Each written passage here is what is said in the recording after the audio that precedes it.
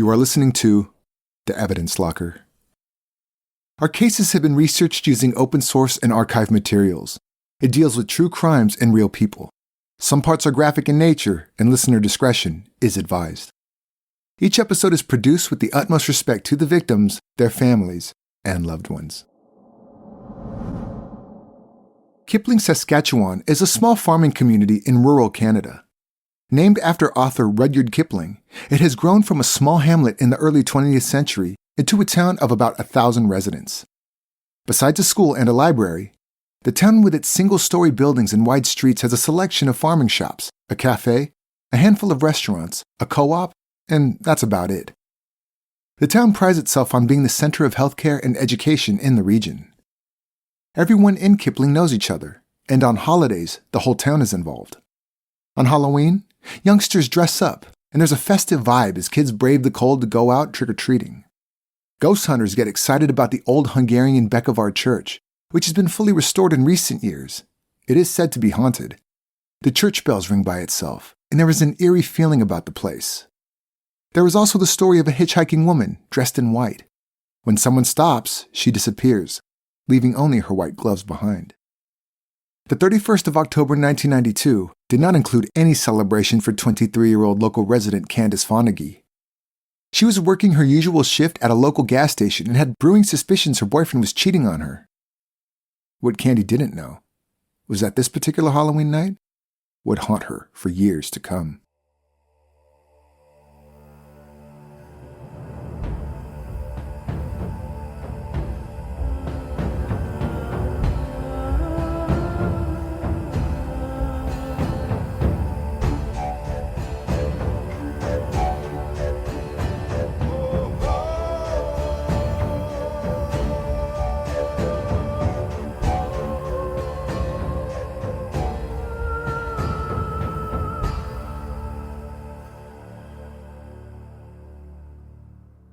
John Schneeberger was born in Zambia in 1961, back when it was still called Northern Rhodesia.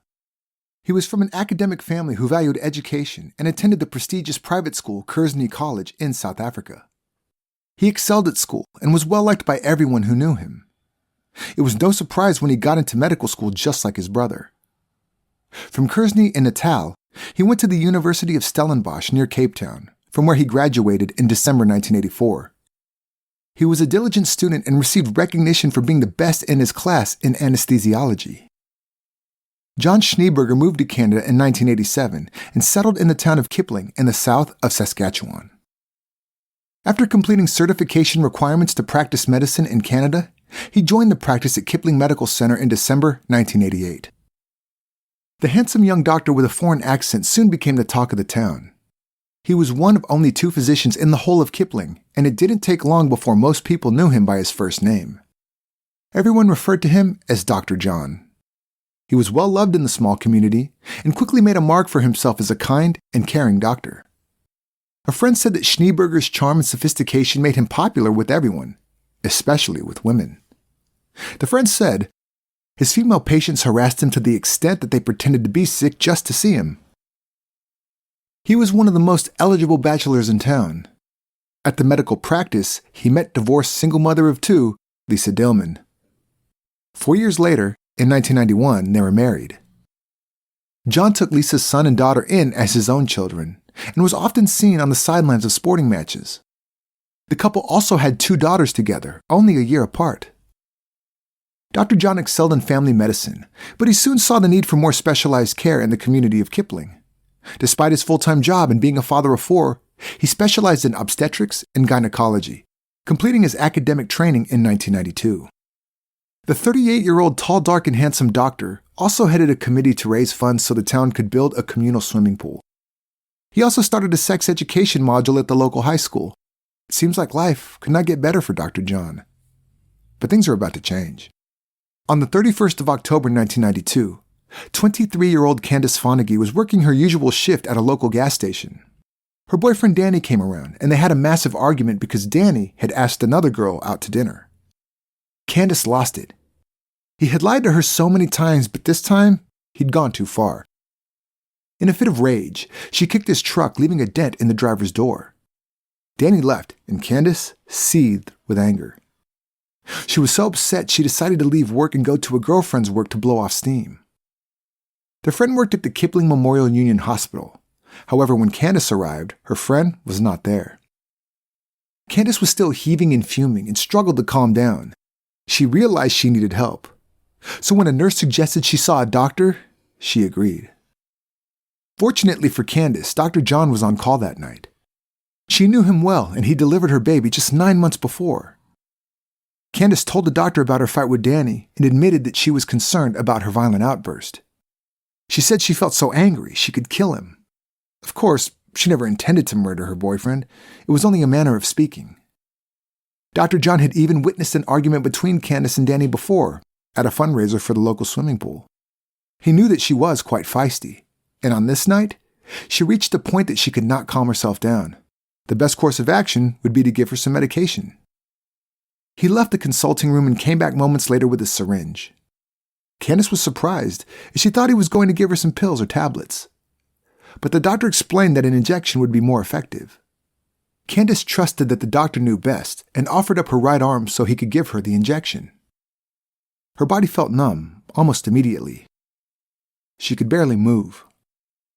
Dr. John helped her from the chair onto the examination bed and turned her onto her left side facing the wall. Candace later recalled this moment. My eyes were wide open. They were like stuck wide open. I couldn't even shut them. It was like I was paralyzed. The drug he gave her was a sedative called Versed. Versed is known for its amnesic effect and is used for patients who undergo painful procedures like colonoscopy. It usually renders patients unconscious, leaving them with no memory of the procedure. But of course, all patients react differently. In a daze of confusion, she felt the doctor unfasten her jeans and pull her panties to the side. But she couldn't react. Then, the man she trusted proceeded to rape her. Candace wanted to scream, but the only sound that came out was a soft, croaking noise. She never saw the doctor's face during the violent assault, but he was the only other person in the room. When it was all done, the good doctor pulled up her panties and pants, he zipped up his own pants, and left the room. Candace was confused, but because of the strong sedative she had been given, she couldn't do anything. A nurse checked in on her and saw that Candace was too tired and dizzy to drive home, so she suggested Candace stay the night. Candace did not mention the assault to the nurse, and reeling in a haze of confusion, she went to sleep. When Candace woke up the next morning, her head was foggy, and she felt uncertain about her recollection of events for a minute. Dr. John was such a nice guy, why would he do something like that to her? Candace's doubt only lasted for a short while. She remembered the assault in every detail. She had to wait for the doctor to do his morning rounds before she could go home. As soon as she saw him, she asked him about the sedative he had given her. He was counting on the probability that Versed would have caused Candace to have no memory of the assault. But this wasn't the case. Still, he did not seem fazed. He simply smiled and asked her why she wanted to know. Did it give her wild dreams? At that moment, Candace knew he would never admit to raping her. But she had no idea how difficult it would be to prove it. Despite being traumatized and still recovering from the powerful sedative, Candace managed to keep her wits about her. She knew her immediate actions were vital if she was ever going to prove the doctor's guilt. After arriving home, she took off her panties and saw a semen stain. She found a plastic bag and sealed her underwear inside, knowing it would be her only evidence. Candace knew she had to report this as soon as possible, but not locally in Kipling, as she knew the doctor had friends in the local police force. Instead, she decided to take the 2-hour drive to the city of Regina, where she went to a rape clinic for testing. They confirmed that the matter on Candace's underwear was semen. They also found traces of semen on her jeans, as well as from vaginal swabs. The hospital contacted Regina police, and Candace made her statement. She confirmed that she had not had intercourse for weeks leading up to the incident. The semen found could only have been that of her attacker, Dr. John Schneeberger. DNA was new science in the early 1990s. The first criminal in Canada to be convicted by DNA evidence was a rapist in Ottawa. This case was in 1989, only 3 years before Candace's case. Going to a rape clinic straight away and presenting the evidence was 100% the right thing for her to do to prove her case. DNA found in the semen could therefore be tested against the doctor's DNA. Kipling police were informed about Candace's allegation and went to the hospital to investigate. They established that there was a 20-minute window of opportunity in which Dr. John could have committed the assault. There was only one other man in the ward that night, a man whose wife was in labor, and he never left her side. Police went to Dr. John's home to question him. He vehemently denied the accusations. He said that Candace was hysterical when she arrived that Halloween night, and that he gave her a sedative to calm her down. He insisted that Candace was wrong. She might have dreamt about the assault in her sedated state. Perhaps she was after money and wanted to extort him. Either way, he supplied a blood sample for DNA testing to clear his name. DNA testing was a long process, and to Candace, it felt like a lifetime. Meanwhile, rumors about her accusation were making their way around the small town of Kipling. No one believed her. Victim shaming was taken to the next level as people talked about the single mother who liked to go out drinking and partying. The community ostracized her. Dr. John, on the other hand, had all the support in the world. He was a family man, and there had never been any allegations against him. When he told his wife Lisa about Candace's accusation, she never doubted his innocence. There was no way her loving husband and father to her children could harm anyone. She felt that Candace had a crush on her husband and wanted to destroy his reputation because he wasn't interested in her. She despised Candace for slinging mud at her husband, and by implication, her family. The fact that she didn't mention anything to the nurses on duty on the night of the sexual assault made some people wonder if it ever really happened. One theory was that the doctor and Candace could perhaps have had consensual sex, and that Candace preserved the evidence so she could blackmail the doctor and that he would pay her to withdraw the case. The results showed that the DNA found in the semen in Candace's underwear did not match the blood given by Dr. John Schneeberger. He was cleared of suspicion and felt vindicated. He told his friends and colleagues that he was relieved it was over, and he looked forward to carrying on with his life. The whole town just shook their heads at Candace, firmly believing that she falsely accused their beloved doctor. She lost many friends, and her parents had a tough time too. They supported Candace and always believed her. But Candace was not about to give up the fight. She knew something wasn't right and insisted on a second test. She was 100% sure that Dr. John had raped her on Halloween. The fact that the DNA didn't match meant that the blood tests were tampered with. She felt that Dr. John, as a medical professional, was able to change his blood sample somehow. Police had to admit that they did not witness the first blood test, as is required by law. They realized Candace would not back down and asked the doctor for a second sample. Dr. John was furious, offended, and said that he would comply only because he realized that these accusations could ruin his reputation and his career. His wife Lisa was unwavering in her support of him throughout it all. In August 1993, Dr. John Schneeberger went to the laboratory to give a second blood sample. This time, 2 law enforcement officers were present. The doctor rolled up the sleeve on his left arm, and the technician pricked the needle into the doctor's skin to draw blood. He intervened and took the needle from the technician and finished the job. The RCMP officer stood closer to have a better look at what was happening. The vial filled with blood, and the doctor did a second one for good measure too.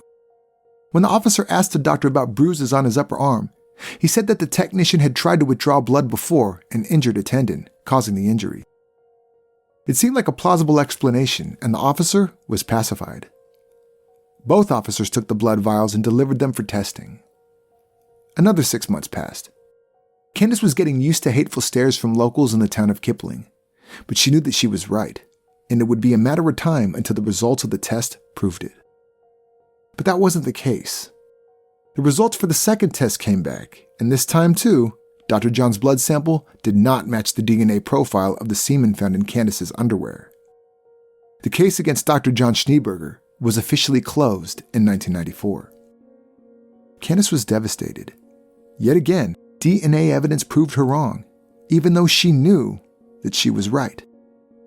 Everyone in Kipling gave her a hard time for falsely accusing their doctor and friend. Lisa Schneeberger was quite vocal about her thoughts that Candace was a gold digger who saw an opportunity. It was the word of a young single mother against the word of a father of 4, an educated physician who was revered in the community. With so many people judging Candace regarding her accusations of Dr. John, she did not feel welcome in Kipling any longer. She took her daughter, left the town she was born and raised in, and moved to Regina. Back in Kipling, life went on as before. The Schneebergers put the story behind them. A week after the results of the second DNA test came back, Dr. John became a Canadian citizen. Candace tried to carry on with her life, but she was tormented by the fact that Dr. John got away with sexual assault. She was afraid that he might hurt someone else. Desperate to get to the truth, she took matters into her own hands, and with the help of her lawyer, hired a private investigator to help her. Larry O'Brien retired from the Royal Canadian Mounted Police after 25 years and became a private investigator. After his first meeting with Candace, he believed that she was telling the truth. He agreed that something about Dr. John's DNA tests did not seem right, and knew that they had to find another way to prove he was guilty. Another way of getting his DNA. O'Brien's first attempt was quite cunning. He sent an assistant to Dr. John Schneeberger's rooms under the ruse of working for a local radio station. The assistant convinced the doctor to enter a fake competition and place his entry in an envelope. Schneeberger licked the envelope, closed it, and handed it back. However, this plan didn't work. As O'Brien explained, somehow or other the envelope became contaminated. It was an envelope randomly selected out of a brand new box that should not have been contaminated. Kipling is a small town, and there weren't many secrets. Everyone knew everyone's business.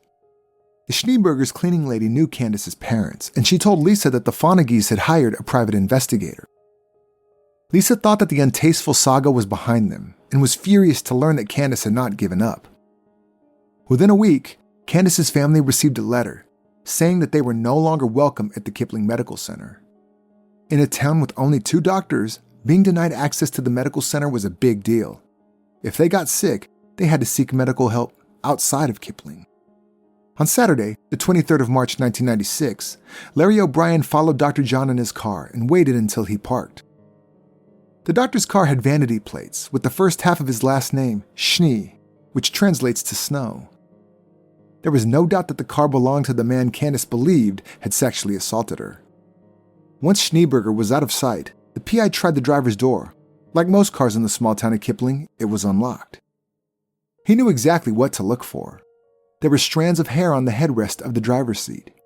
He also checked the ashtray and found a stick of used chapstick.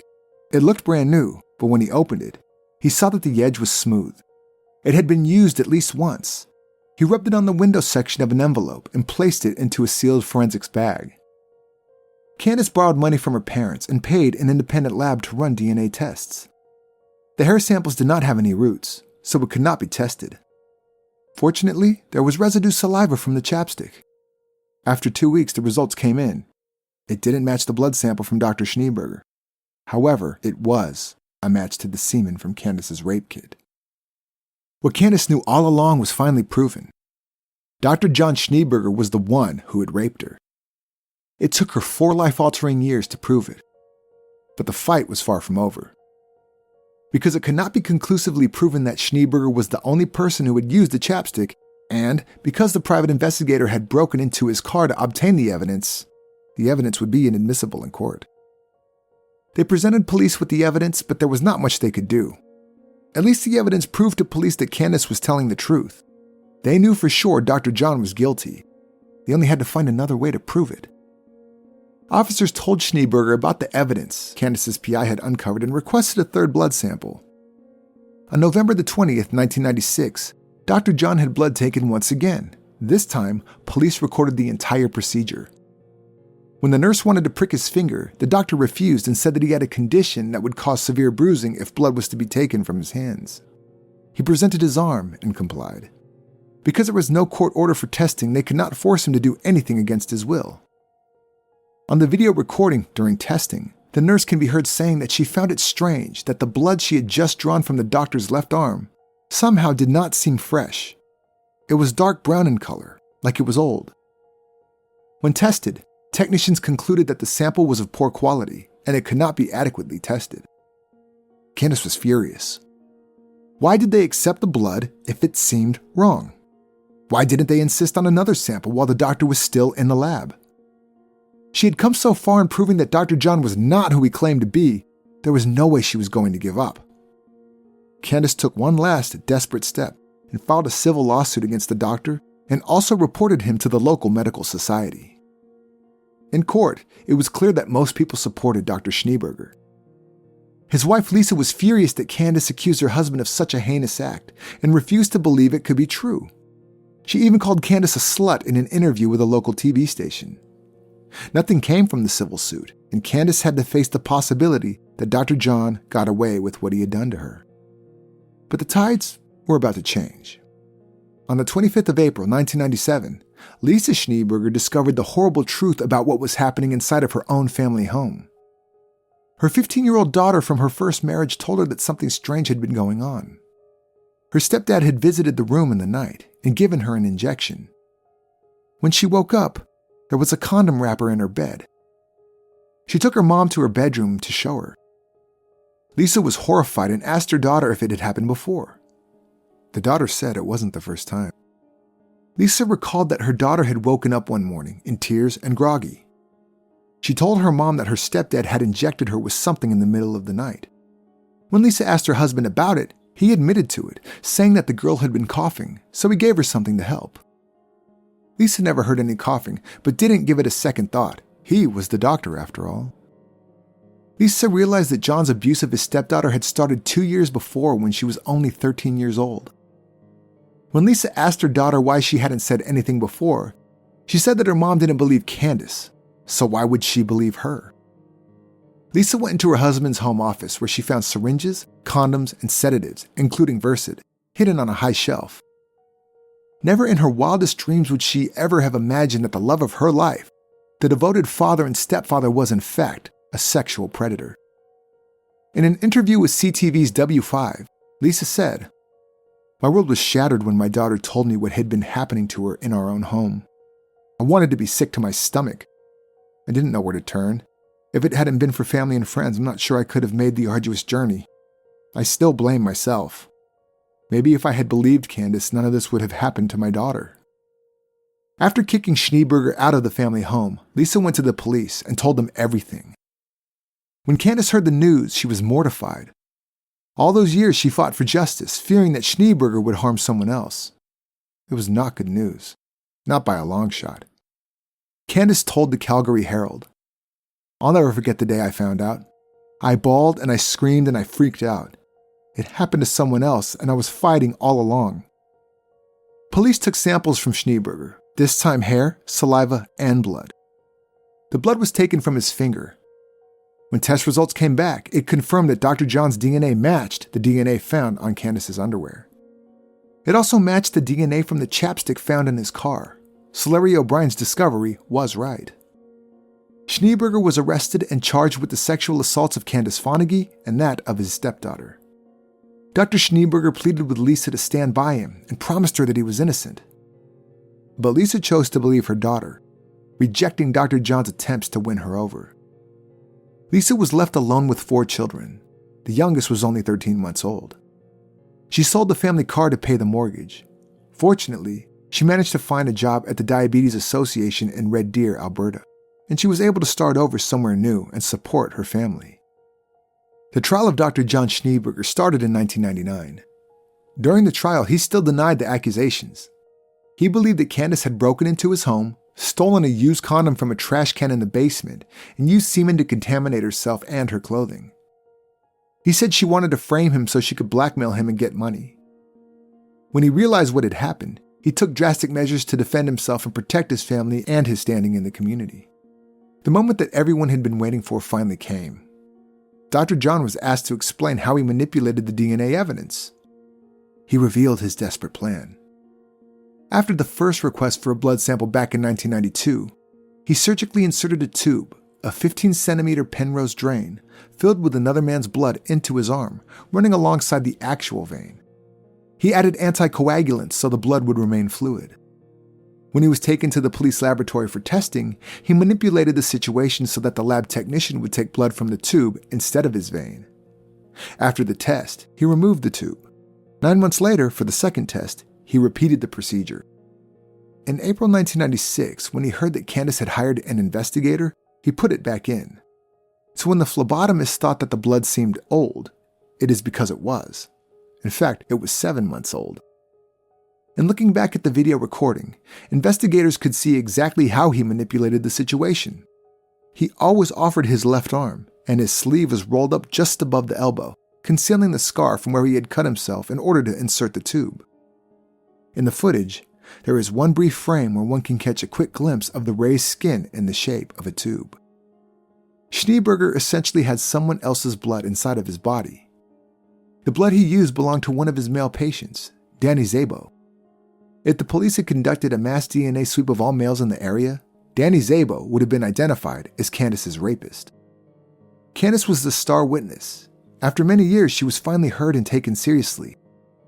The defense tried to portray her as a gold digger and a liar, but she didn't stand for it.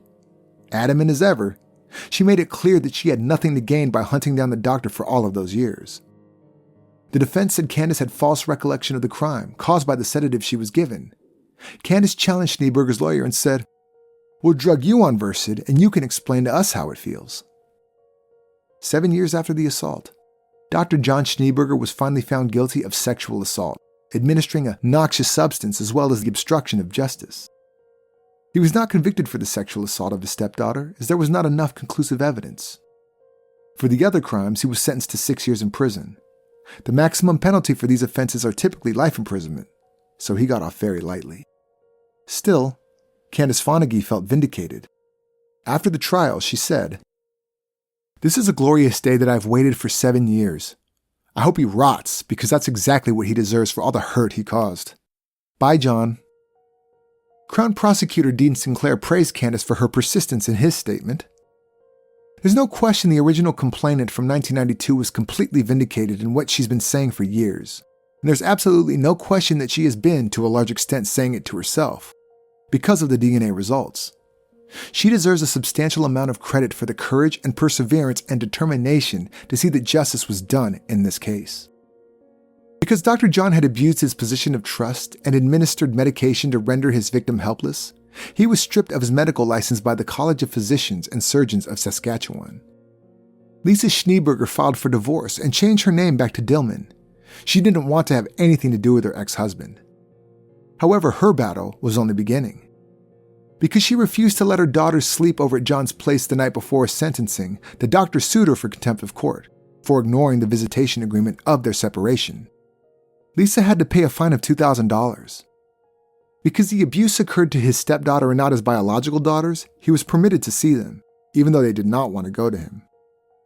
Even after being sentenced from prison, Dr. John insisted on practicing his parents' rights, and Lisa was forced to take their daughters to visit him in jail on the last Sunday of every month.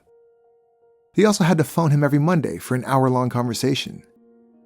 When Lisa took him to the penitentiary in Bowdoin, the media was there to document their arrival and departure. It was terribly hard for Lisa, but she had no choice. If she refused to take them, she would face a $5,000 fine. More than 100 people showed up at the prison gates in support of Lisa and the girls. Some even tried blocking the entrance to protect the girls by preventing them from going inside.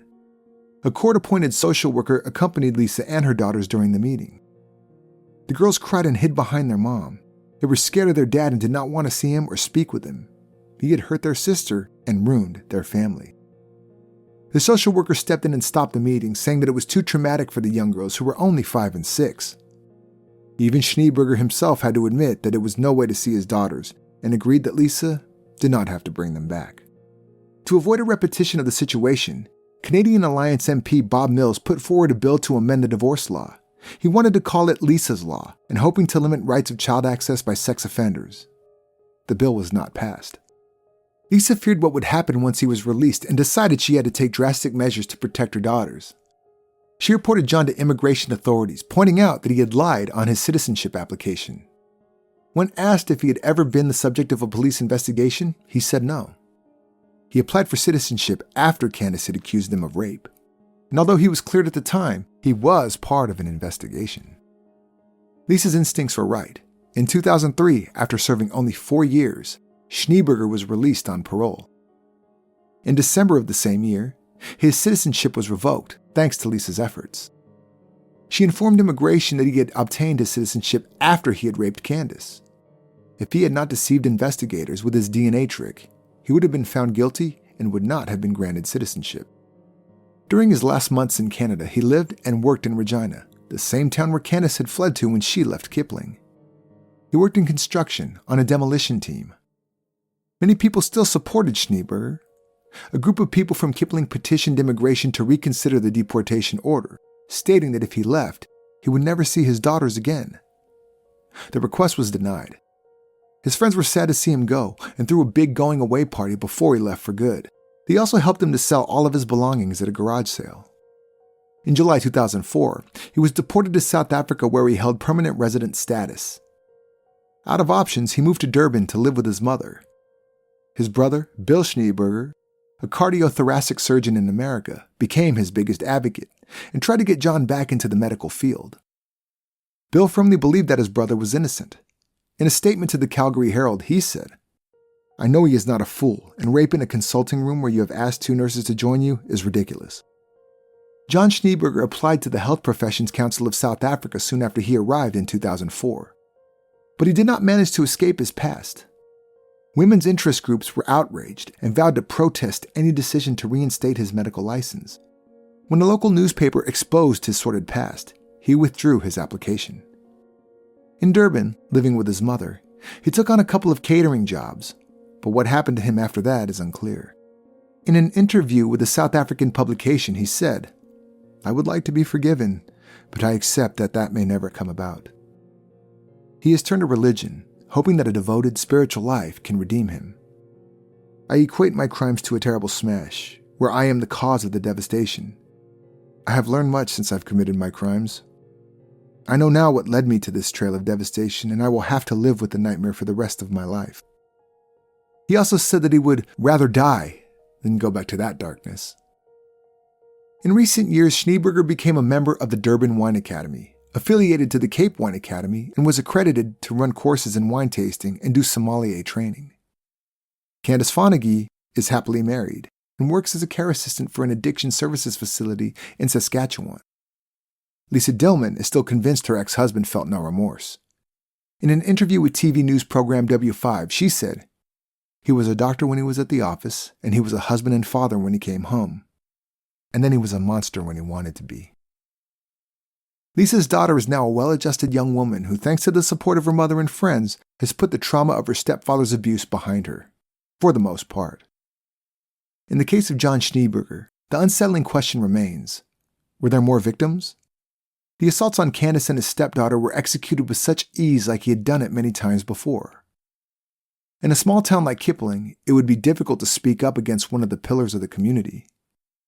Candace Fonagy lost close to a decade of her life in the fight for justice. But she does not regret this, and is proud of her efforts. As well, she should be. If you'd like to read more about this case, have a look at the resources used for this episode in the show notes. Also, visit and like our Facebook page at facebook.com/Evidence Locker Podcast to see more about today's case. If you like our podcast, please subscribe on Apple Podcast or wherever you're listening right now. This was the Evidence Locker. Thank you for listening.